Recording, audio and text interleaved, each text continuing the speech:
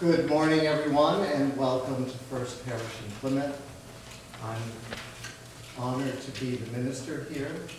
I'm the Reverend Arthur Lavoie. My pronouns are he, him, and his.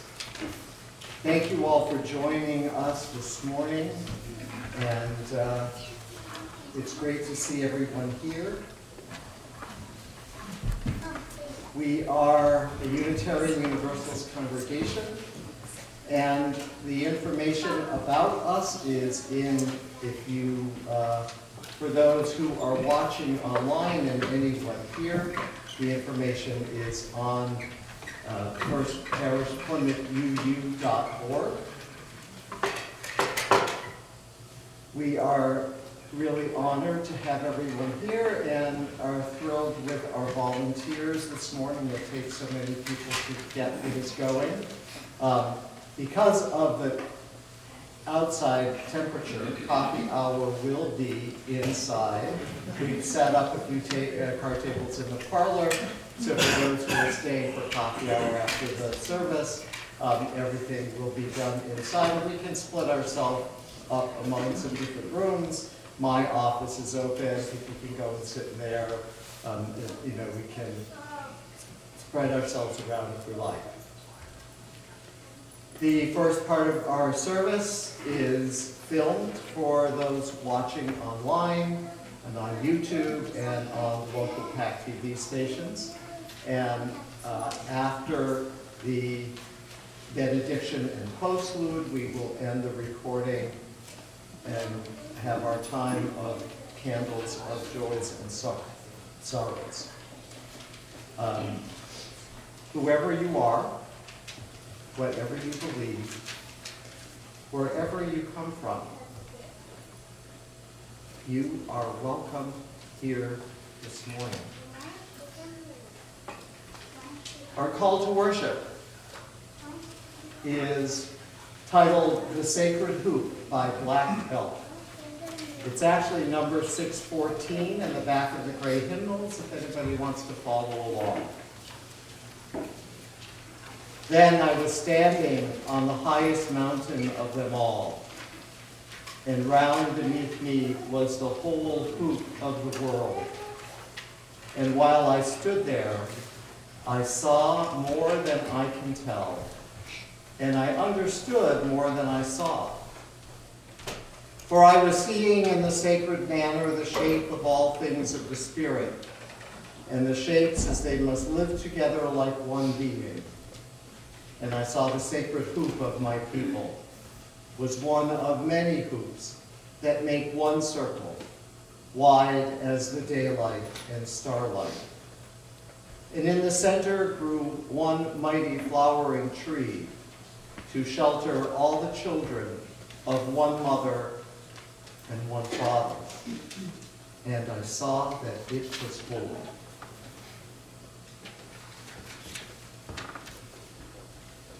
Our opening hymn is number 21, For the Beauty of the Earth. We ask if you would like to sing, please put on a mask.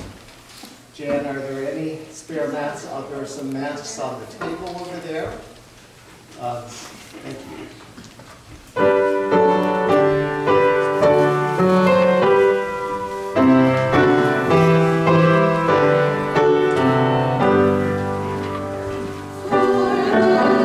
the beauty of the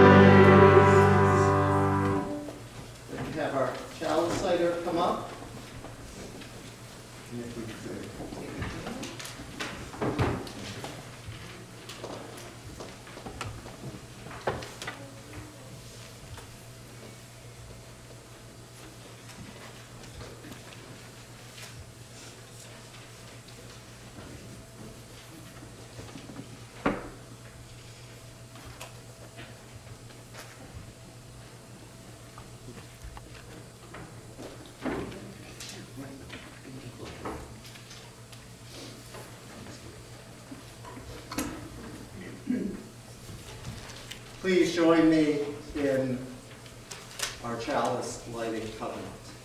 Love is the spirit of the church, and service is law. This is our great covenant, to dwell together in peace, to seek the truth in freedom, to speak the truth in love, and to help one another. Please be seated.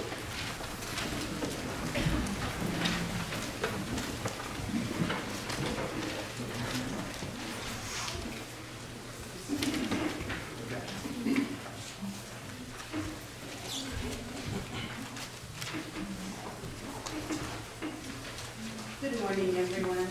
I'm Keller, and my pronouns are she, her, and hers. And today, when I look around, I am so happy to see so many kids to come do stuff with me. We are going to be making dream catchers. And when I saw that the reading talked about the hoop, I thought immediately of the hoop with the dream catcher. And I found a story. Can you use the microphone, please?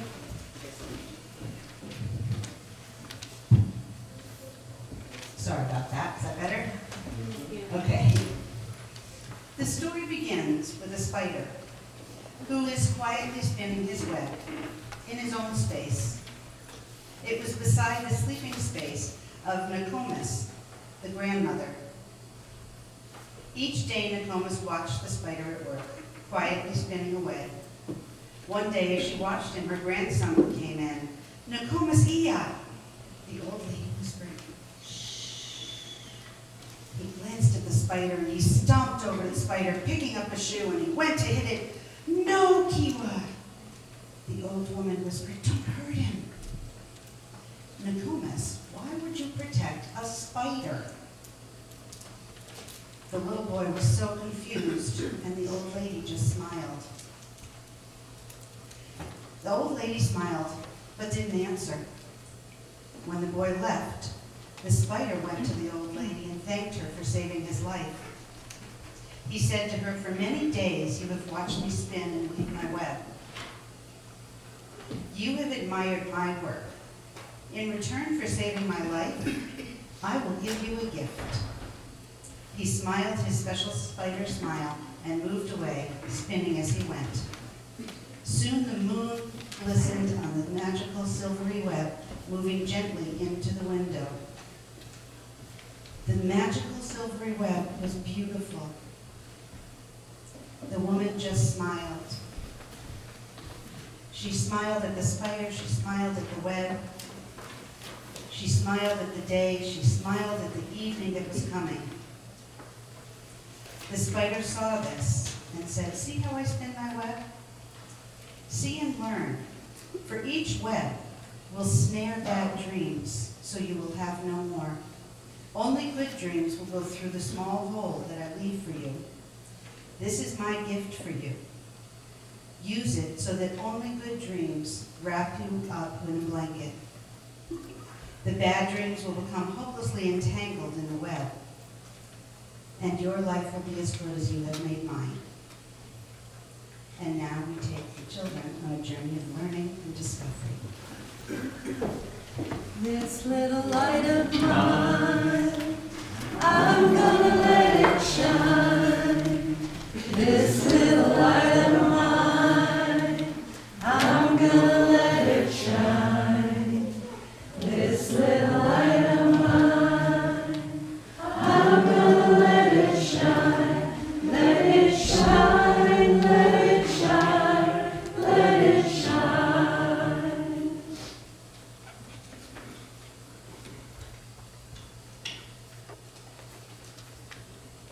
Today is marked as Trans Day of Remembrance. It is a day to honor all of the trans folks who have been brutalized and murdered over the years and who bear the brunt of society's discrimination. Last night, there was a mass shooting at a queer nightclub in Colorado Springs.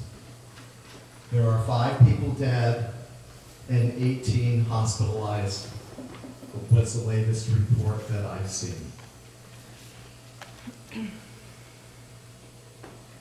So at this point in the service, I want to light a special candle in honor of those folks and their families and friends. I want to remember and mark the constant brutalization of trans folks in our communities. And I want us to never forget those who do bear the brunt of society's discrimination.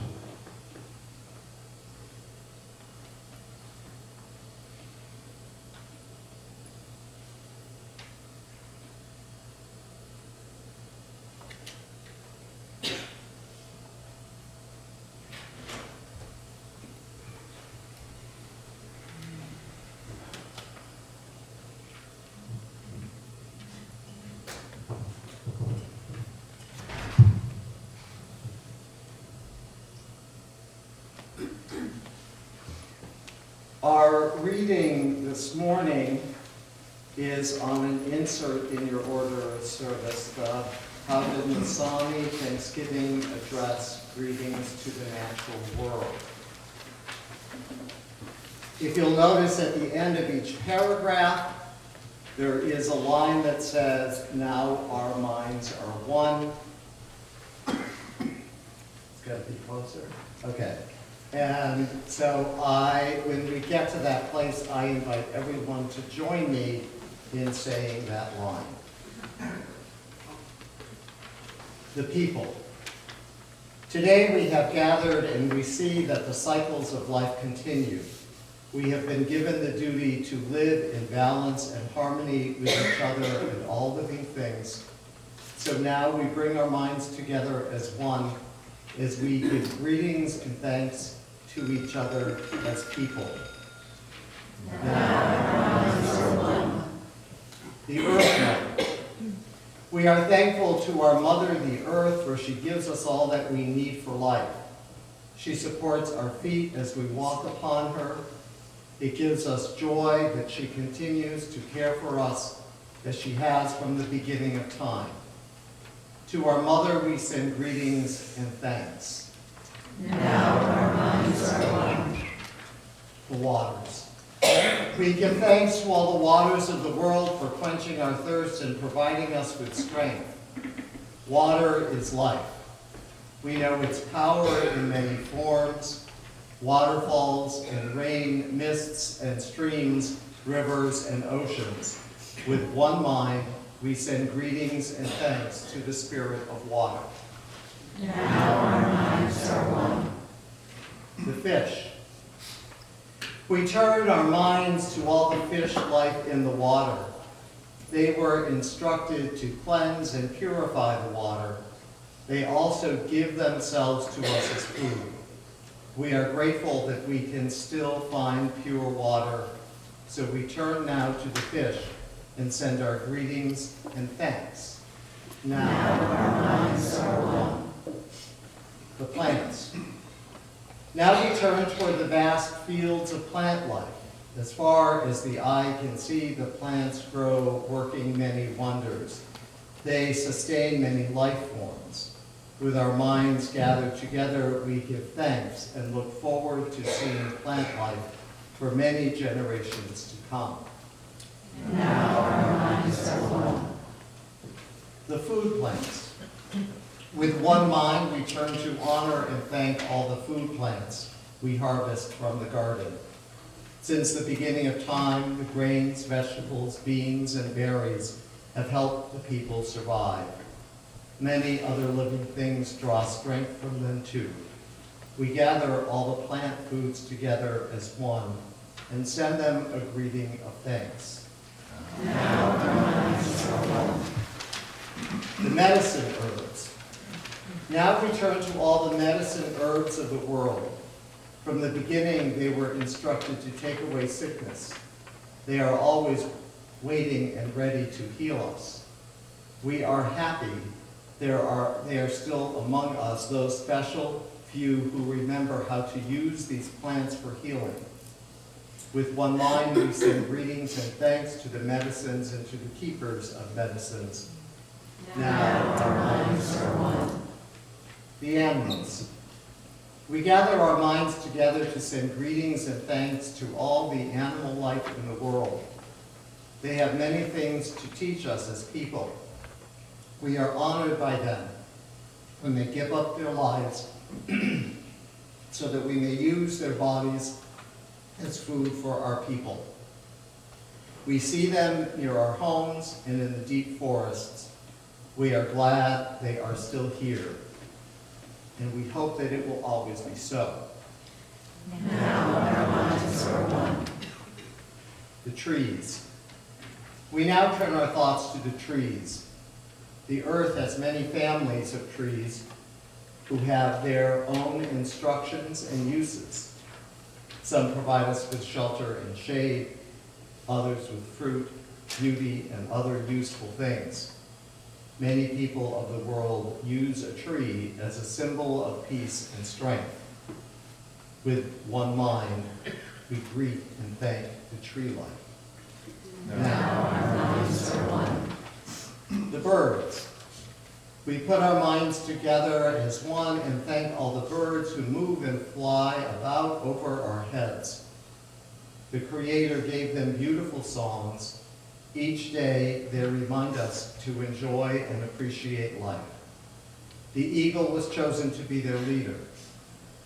To all the birds, from the smallest to the largest, we send our joyful greetings and thanks. Now our minds are one. The four winds. We are all thankful to the powers we know as the four winds.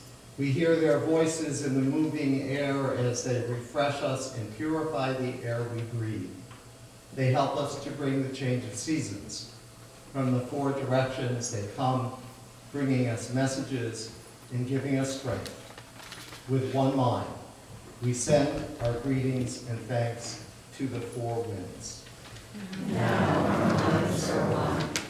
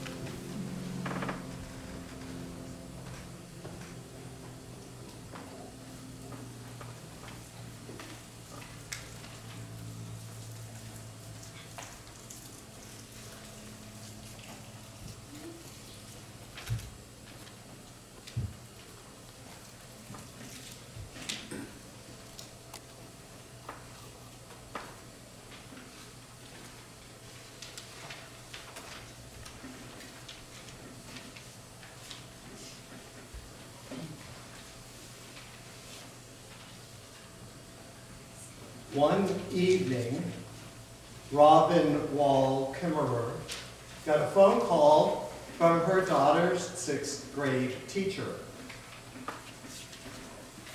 Your daughter, the teacher said, has begun refusing to stand with the class for the Pledge of Allegiance. The teacher assured her that her daughter was not being disruptive, but would sit quietly in her seat. After a couple of days, though, other students began following suit. The teacher was calling just because I thought you'd like to know. Dr. Robin Wall Kimmerer, in addition to being a mother, is a botanist, scientist, decorated professor, and enrolled member of the Citizen Potawatomi Nation. Her 2013 book of essays, Braiding Sweetgrass, remains on many bestseller lists nearly 10 years after it was published. Like braided hair and sweetgrass, the essays in this book braid 3 strands: indigenous wisdom, scientific knowledge, and the teachings of plants. I borrowed the title and some material for today's sermon from one of her essays. Dr. Kimmerer, like most of us, can remember how the ritual of saying the Pledge of Allegiance would begin our school day. It still does, I imagine, in many schools today. Just like for us, the ringing of the singing bowl, prelude, and call to worship are rituals that help to center us and start our worship service. The school bell and the reading of the pledge brings everyone together to start the school day. Dr. Kimmerer writes, "The pledge was a puzzlement to me, as I am sure it is to many students. I had no earthly idea what a republic even was. I was none too sure about God either. And you didn't have to be an 8-year-old Indian to know that liberty and justice for all was a questionable premise. And I'll add, indivisible, really? Is that who we are today?" She also writes, though, that saying the pledge with others made me feel part of something. It was as if for a moment our minds were one. I could imagine then that if we all spoke for that elusive justice, it just might be within our reach. When she spoke to her daughter about the teacher's call, her daughter replied, "Mom, I'm not going to stand there and lie. And it isn't exactly liberty if they force you to say it, is it?"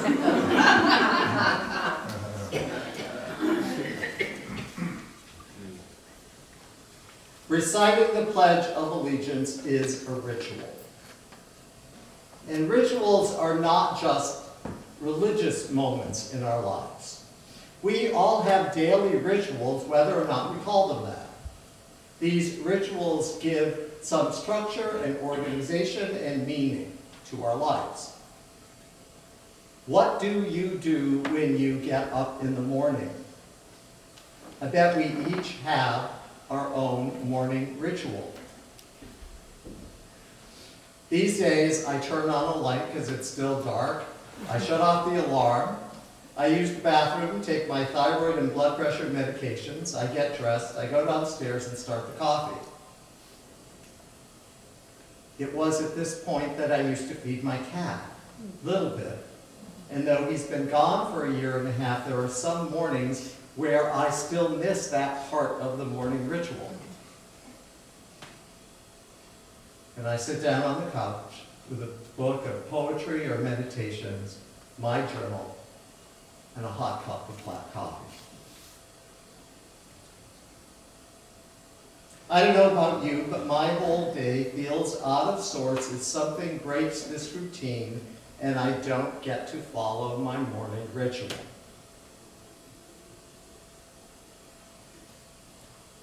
Even though I do some of it somewhat absent-mindedly, it's still an important way that I ground myself and begin my day.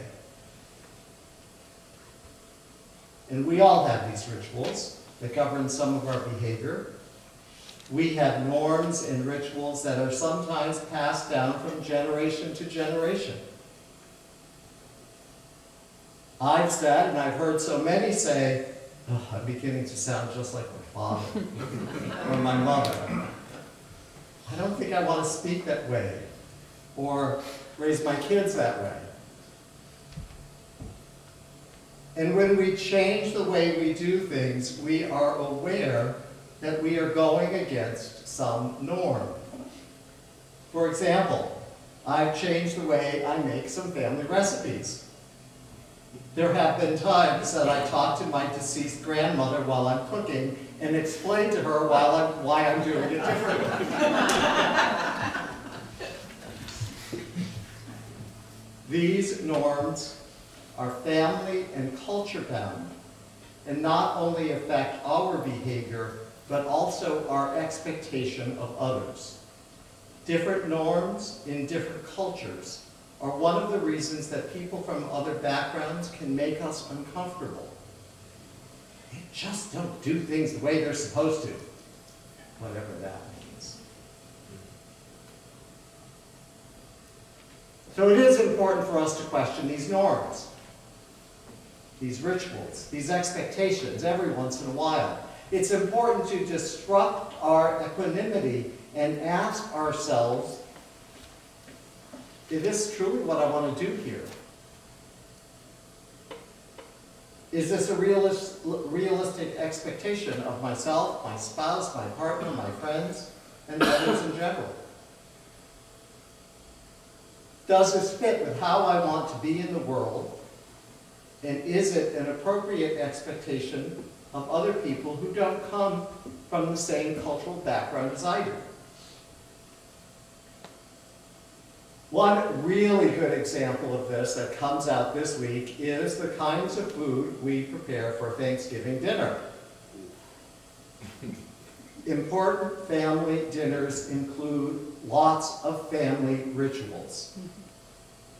When a new person comes into the family, usually by marriage, it can be very challenging when they bring a dish to the feast that is different from what we usually have.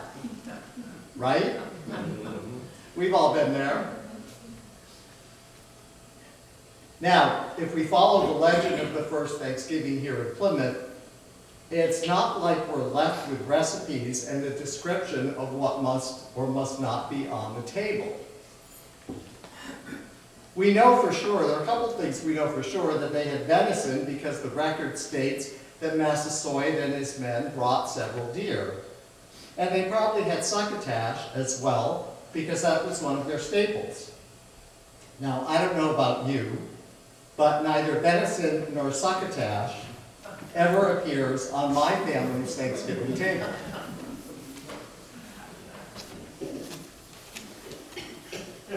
Many here expect to see a pumpkin pie, at least one. But if you talk to anyone who grew up in the South, they will tell you that they don't grow pumpkins in the South, and sweet potato pie is a necessary dish at their Thanksgiving table.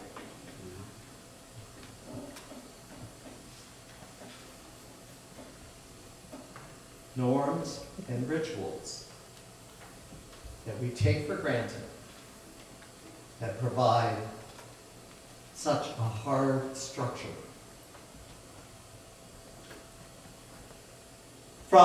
There's a Native American website called danceforallpeople.com, and it states that the Thanksgiving address, which we shared as our reading this morning, is the central prayer, greeting, and invocation for the Haudenosaunee Confederacy, also known as the Iroquois Confederacy. Its confederacy is comprised of 6 nations: Mohawk, Oneida, Cayuga, Onondaga, Seneca, and Tuscarora. It reflects their relationship of giving thanks for life and the world around them. The Haudenosaunee open and close every social and religious meeting with the Thanksgiving address. Dr. Kimmerer writes, when this address is used in other settings at which many non-native people are present, I see people get fidgety. They look at their watches. They think it's way too long. Dr. Kimmerer responds to that saying, poor you. What a pity we have so much to be thankful for.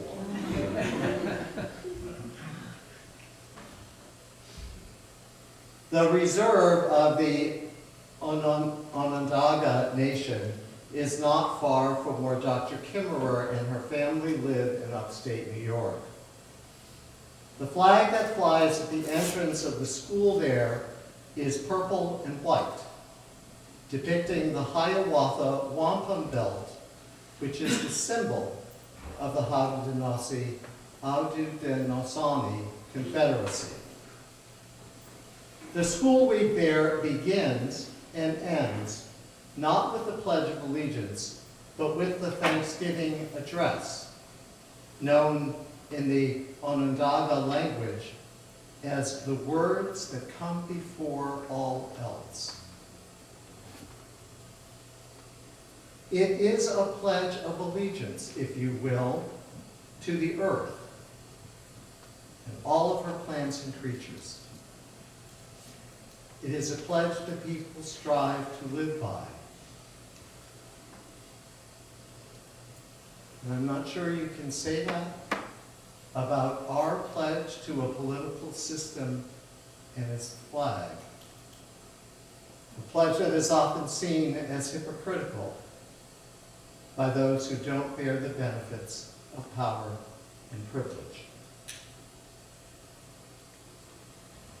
We are about to celebrate what has been called a truly American holiday, one whose origin stories, we are told, begin here. Yet there are many questions about that story and the implications of what happened in Plymouth Colony. That makes this a complicated holiday with strong feelings on many sides about its meaning. We have begun to rethink the holiday we celebrate in October. Most of us no longer call that Columbus Day, and we don't feel comfortable having a holiday associated with the conquest and near genocide of the indigenous peoples who inhabited these 2 continents. Rather, we see the benefit of honoring those very indigenous peoples who suffered so much at the hands of European conquerors. What do we do, though, with Thanksgiving? Well, certainly let us remember that the settlers did not invite their Wampanoag neighbors to celebrate the harvest feast with them. The Wampanoags heard much gunfire as the settlers were out killing turkeys and other manner of wild fowl. Massasoit showed up with an army of 70 warriors because he thought a local village was being attacked. And so they reluctantly invited them to their feast. As a start, I'd like to suggest that we shift our focus from the fairy tale of what is called the first Thanksgiving, which in many ways was originally put out as a political marketing tool at the end of the Civil War. Why not celebrate the commitment to honoring the earth and her plants and creatures yet was so much a part of Native cultures. Native peoples continue to remind us that the natural world is to be honored and that our gratitude, our allegiance, if you will, is to the amazing world around us that we must try to preserve. We have spent so much time exploiting this world. Let us use this holiday to thankfully change our outlook, to be ready to let the waters wash over us, to change our norms and be truly grateful for this amazing world. As Dr. Kimmerer writes, what would it be like to be raised on gratitude, to speak to the natural world as a member of the democracy of species, to raise a pledge of interdependence. In the Thanksgiving address, she continues, I hear respect toward all our non-human relatives, not one political entity, but to all of life. And wouldn't that be an amazing way to celebrate this holiday? Amen, and blessed be. Our hymn, number 67, we sing now together.